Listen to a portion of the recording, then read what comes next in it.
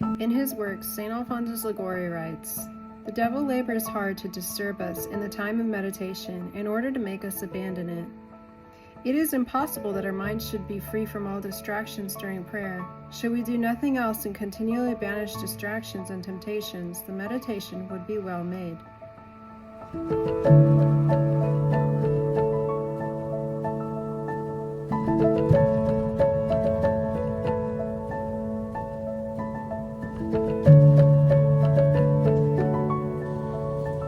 The distracted soul experiences a great chasm between itself and God.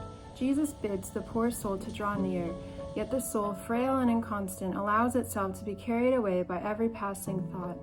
Its gaze wanders, its mind is tossed to and fro like a ship on stormy seas, overwhelmed by the cares and vanities of the world. Thus, instead of ascending toward the light of God, it sinks beneath the waves of darkness. But take heart, the Lord does not abandon the soul to this tempest. He provides the means by which it may walk, as Peter upon the water, above the raging floods of distraction. Practice then these 4 holy disciplines, and you shall find the mind more recollected, the heart more enkindled, and prayer more fruitful.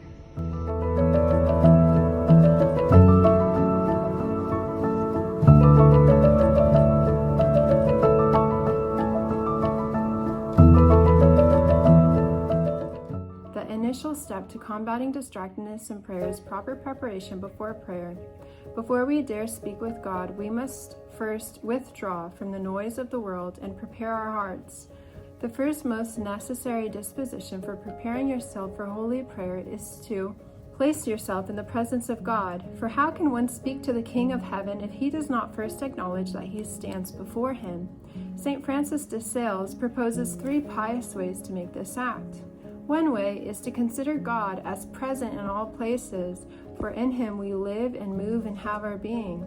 Another way is to think of him as dwelling within your very soul, if you are in a state of grace, for he has made his temple in your heart. Third, you can represent to yourself that he looks on you with love, or that he stands before you as a friend. Choose whichever helps you most recollect your spirit. What matters is not the image, but the truth it conveys. God is here, and where God is, there must be reverence, humility, and love.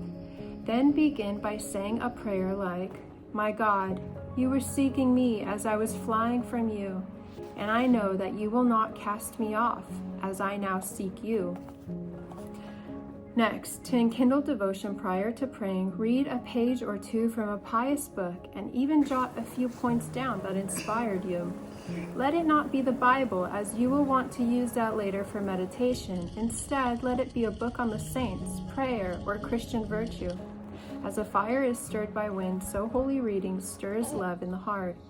St. Ignatius of Loyola was converted by reading the lives of the saints. He recounts the impact of spiritual reading on his soul, saying, "It was reading the lives of the saints that lit a fire in my heart and changed the course of my life."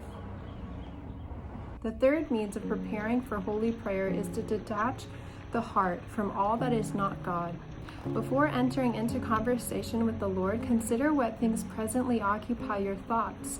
Are there matters of sorrow, anxiety, joy, vanity, or earthly labor? Yes, even works done for God that seize your mind and hinder your recollection? These must be left at the door of your soul, for they steal the soul's attention and draw it from the divine presence. How often do these distractions actually reveal hidden attachments, affections not yet fully mortified, desires not yet submitted to the holy will of God?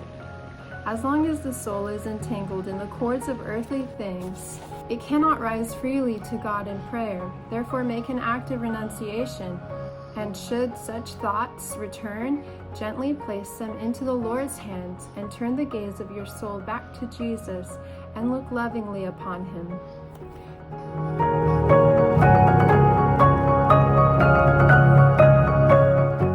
The fourth means of preparing yourself to pray is to make a brief examination of conscience, calling to mind the faults by which you have offended God. How can you speak with the Lord if your heart is so full of pride and your soul so full of sin? This humble act casts down the illusions of self-love and brings the soul to speak with God in spirit and in truth. Blessed Carlo Acutis always kept record of his faults in a little notebook he kept in his pocket. He once said, "What does it matter if you can win 1,000 battles if you cannot win against your own corrupt passions? It doesn't matter. The real battle is within ourselves."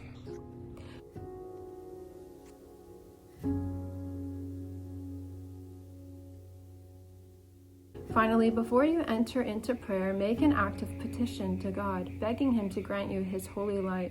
Without the divine light, how shall you know the will of God? How shall you see the stains upon your soul, or find the remedy for your faults? We are poor, blind creatures, and without the help of grace, our meditations bear no fruit.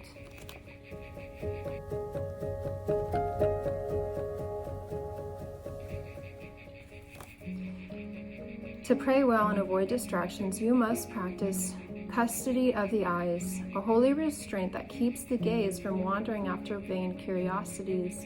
The eyes are the windows of the soul. When always open to the world, they fill the soul with noise and hinder union with God. In the cloister, religious persons lower their eyes or keep them closed during prayer to preserve recollection and guard against distraction. A scattered gaze leads to a scattered soul. One way to exercise this during the rosary, for example, is to fix your eyes downward, close them, or look upon a sacred image for one whole decade. Resist the urge to glance about. Afterward, briefly take a break, then continue. By these small mortifications, the soul becomes more recollected and better disposed for union with God.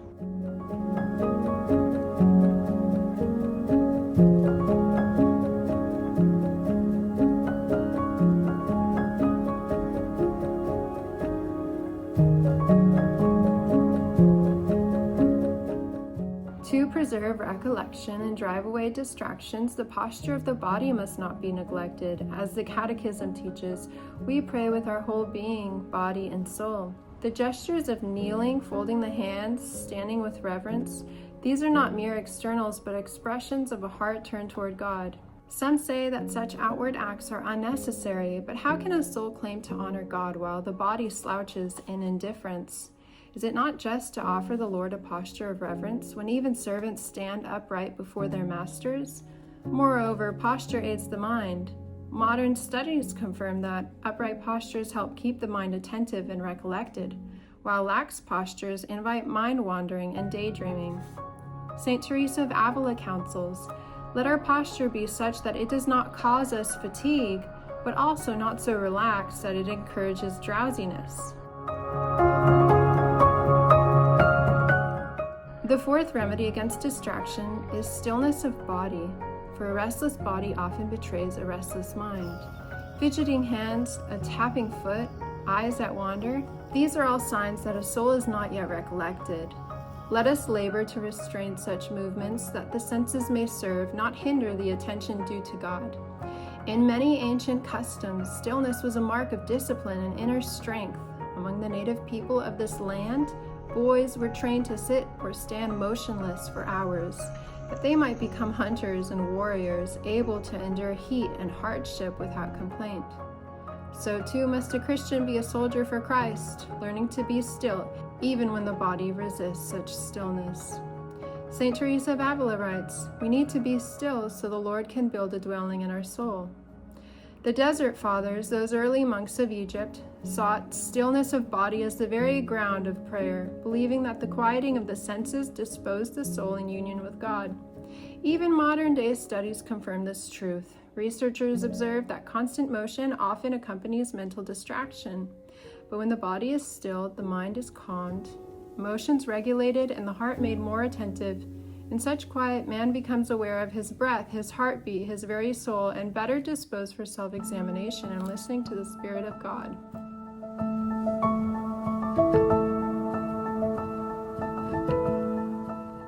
If during prayer you strive earnestly to cultivate devotion and avoid distractions, even if distractions persist the whole time, you do not sin.